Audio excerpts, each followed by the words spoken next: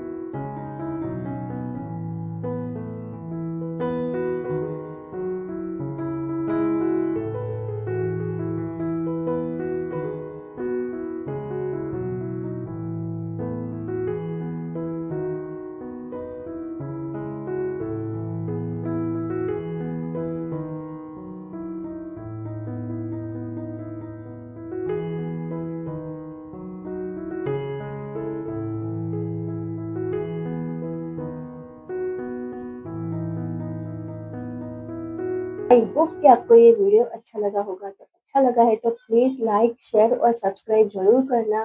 तो अभी के लिए बस इतना ही। तो मिलते हैं अगली वीडियो में।